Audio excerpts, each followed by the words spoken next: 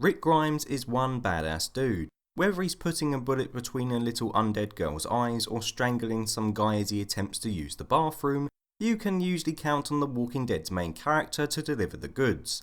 So in this video I'm going to go through my personal top 10 badass Rick Grimes moments. And without further ado, let's begin. I'm gonna kill you. Not today. Not tomorrow. But I'm gonna kill you. I'll start this list off with the most recent example of Rick's badassery, his epic "I'll kill you" speech which he gives to Negan after seeing Glenn and Abe brutally murdered during the opening episode of last season. Whilst most people in this situation would probably do a Eugene, i.e. start crying and cowering in fear after seeing Lucille whack two of their friends, Rick somehow manages to remain rather composed in the face of his new enemy and delivers to Negan a chilling promise. Although Negan has since beaten and broken Rick down, this little sequence is a nice reminder of the time when Rick was still cocky and arrogant and held the belief that no one could mess with him or his people and get away with it. He'll need to channel that self-confidence again if he is to take down the Saviours next season. You're staying. This isn't a democracy anymore. It's kind of strange that one of the most quoted pieces of Rick Grimes' dialogue comes in arguably one of the worst seasons of the show. Season 2 for many is quite forgettable, however nearly everyone will remember Rick's statement during the season finale. After seeing Herschel's farm fall apart, Rick finally reaches breaking point with the people who look up to him as their leader, something which he mentions he never even asked for. After explaining all he had done to keep them safe, Rick finally lays down the law and tells those who do want to stay that this isn't a democracy anymore, making it clear who's in charge. Whilst it is definitely a cool and powerful scene, it's kind of disappointing that during the next season and a half at the prison, Rick never really fully delivers on this promise. In fact, at one point he even decides that he doesn't want to be in charge anymore and forms a council to help make decisions, which is ironically a very democratic thing to do. Rick.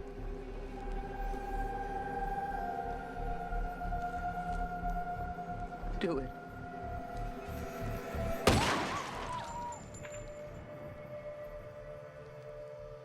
Although Rick had killed an awful lot of people before making it to Alexandria, the scene in which he kills Pete still manages to stand out, which causes it to appear in my top 10 list. When Deanna asks Rick to kill Pete, Rick does not hesitate for a moment. Instead he pulls out his gun and shoots him in one swift motion. At no point does Rick worry about taking another man's life. In fact, you could argue that he's been biding his time since he first met him, just waiting for the moment to kill the drunkard doctor. Now I say this because there's a scene that takes place earlier in the same season in which Rick reaches for his gun when seeing Pete with Jesse, which evokes memories of Shane lusting for Laurie even though she was with Rick. Of course it can be argued that Rick simply killed Pete to prevent him from harming more people, but I definitely believe he had his own reasons for killing him as well, which just goes to make the whole sequence even more powerful upon viewing.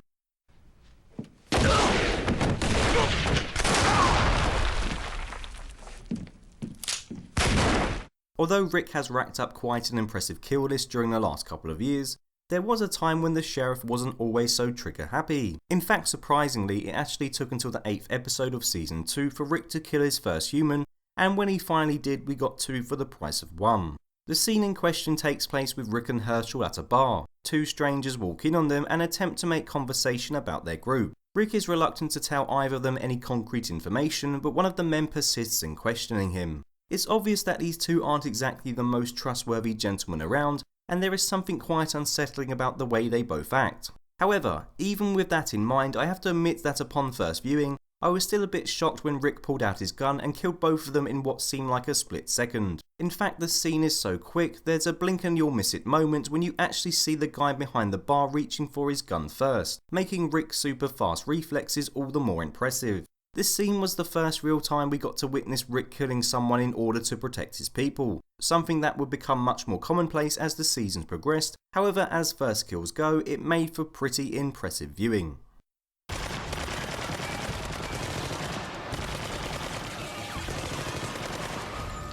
The attack on the Saviour's outpost took place when Rick's arrogance and cockiness was at an all-time high.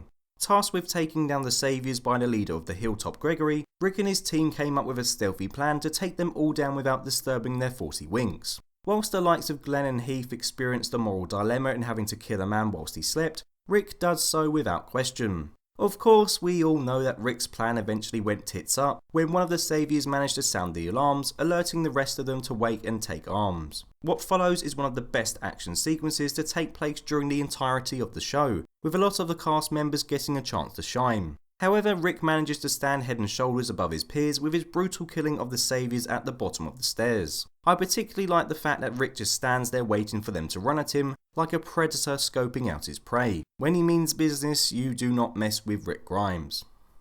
And when Rick Grimes tells you to pull over, you better well damn pull over, otherwise this happens. Stop!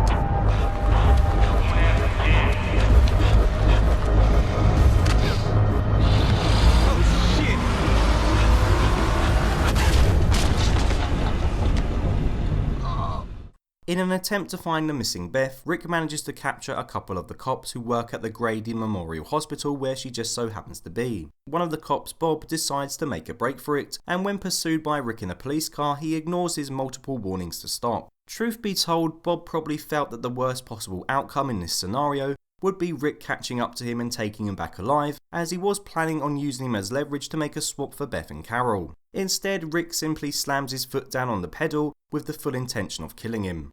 As Bob lays on the floor with the majority of the bones in his body squashed and broken, Rick shows absolutely no remorse for his situation. Instead, he calmly tells him that all he had to do was stop. Even after killing him, Rick coldly tells his corpse to shut up. It's clear at this point that Rick is a man who does not take any shit.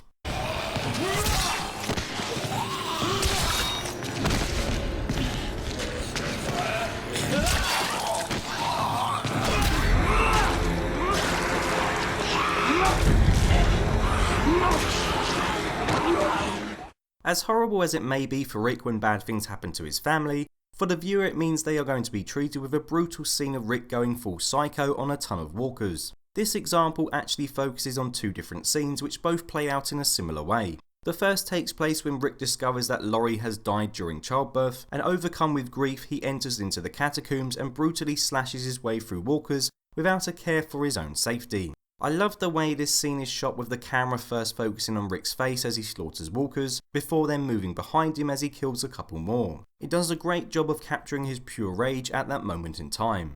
The second scene takes place after Rick loses his sort of girlfriend Jessie, and Carl nearly ends up dying after Alexandria is attacked by a herd. With Carl receiving treatment, his father heads towards the door. As the camera focuses on his trusty hatchet, everyone knows what's coming next. Rick is going to completely lose it. And lose it he does, and boy is it cool to watch. Inspired by his sheer madness, the rest of Alexandria rises up and takes arms in which is probably the highlight of a pretty weak season. It might sound harsh of me to say this, but I do secretly hope to see Michonne or Carl bite the dust, just so I can witness Rick going crazy on some walkers once again. The opening episodes of Season 3 certainly wasted no time pulling its punches with some of the most entertaining installments of the show to date.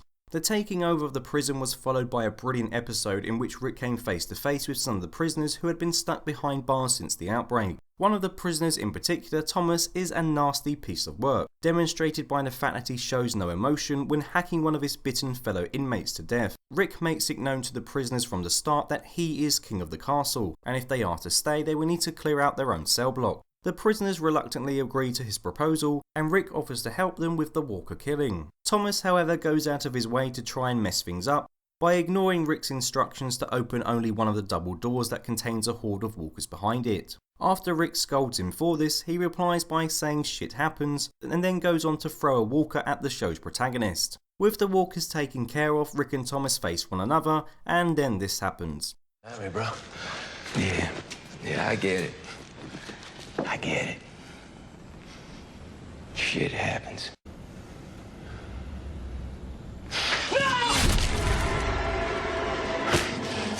It's clear to the viewer that the Rick Grimes of Season 3 is not the same man we encountered at the beginning, and it's a sign of a much more clinical and less forgiving version of Rick that was to come. Besides, I already made you a promise.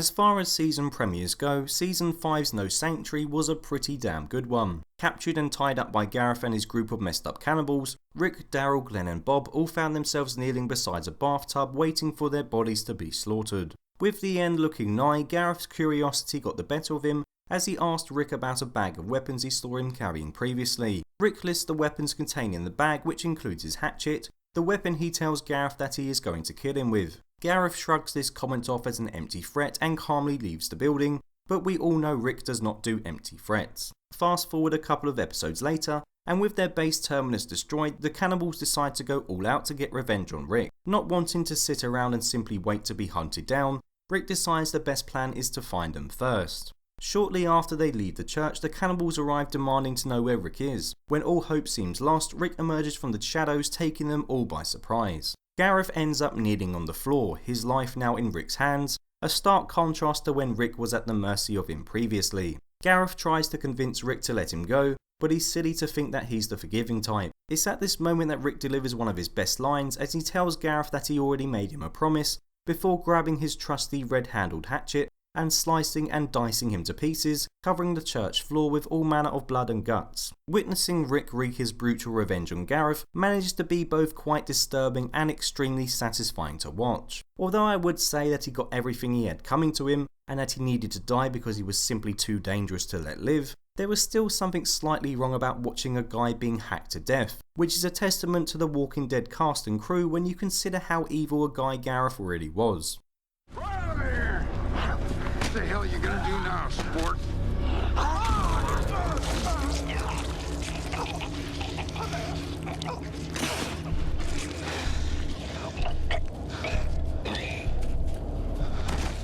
Back in season 4, Rick had a nasty run-in with a group known as the Claimers, led by a pretty scummy dude named Joe. To cut a long story short, after Rick kills one of Joe's men by strangling him to death in the bathroom, Joe, as one would expect, isn't too happy. And after managing to track Rick, Michonne and Carl down, the Claimers show what kind of sick people they really are. One of them drags Carl from the car he is sat in and attempts to rape him, with Joe saying they are going to do the same for Michonne, before lastly killing Rick after he's been forced to watch the whole ordeal. Rick of course is having none of it, and cleverly manages to headbutt Joe when he holds a gun to his head. The two of them have a struggle before Joe wraps his arms around Rick like some kind of boxer trying to waste time in a title fight. Seemingly trapped in his grip, Rick channels his inner walker and takes a bite out of Joe's jugular before turning to the camera and spitting out a mouthful of blood. It's an incredible piece of improvisation on Rick's part, which just shows even when completely cornered, he is still a very dangerous man. Now, I'm not usually the type of guy to jump out of my chair or fist pump the air when watching TV, but I will admit when I saw this scene, I gave a massive cry of yes Rick and nearly fell out of my seat. This sequence is just an amazing example of Rick's badassery, with the moment being made all the better due to the fact that we see how disgusting these men really are, and that is why it takes my number 1 spot on this list.